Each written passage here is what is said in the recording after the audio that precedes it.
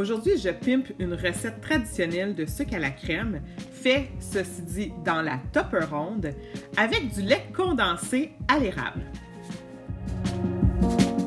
Avant de commencer, je te donne un Tupper truc. Prends du beurre fondu et badigeonne les parois de ta Tupperronde. Pourquoi? Pour éviter que ça bouillonne trop et que ça déborde.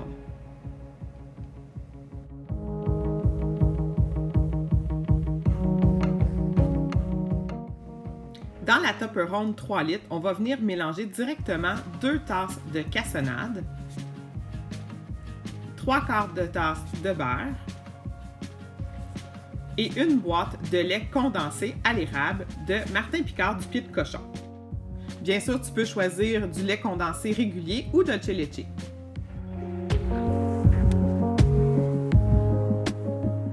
C'est le temps de mélanger les 3 ingrédients ensemble en s'assurant que la cassonade soit très bien mélangée avec le lait condensé.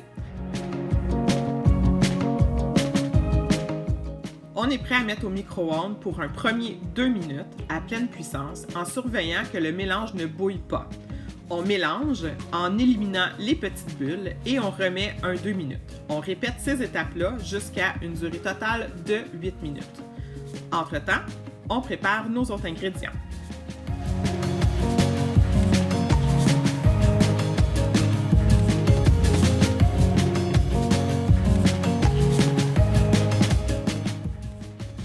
Oups, j'ai oublié de vérifier le dernier 2 minutes et je pense que ça a trop bouilli.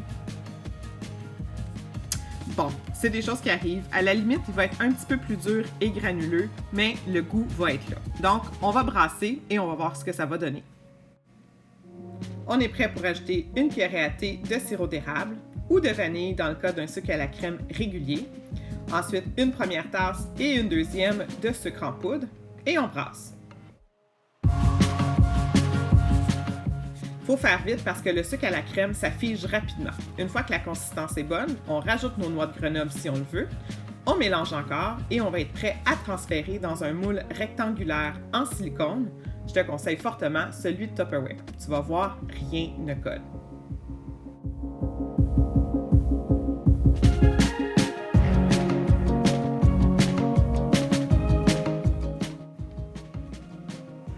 Ajoute quelques noix de Grenoble entières si tu le souhaites et mets le tout au frigo pour un minimum de 30 minutes, jusqu'à temps que le mélange soit durci.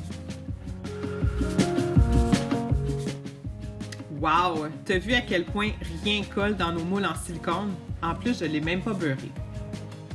Juste à voir la texture, j'ai l'impression que mon sucre à la crème va être malheureusement un petit peu dur et granuleux. C'est vraiment important de surveiller le micro-ondes. Hein, Karine?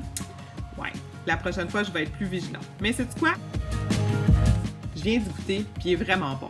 Puis à la limite, les miettes, je vais pouvoir les mettre sur de la crème glacée ou du yogourt. Alors voilà, tout est bien qui finit bien.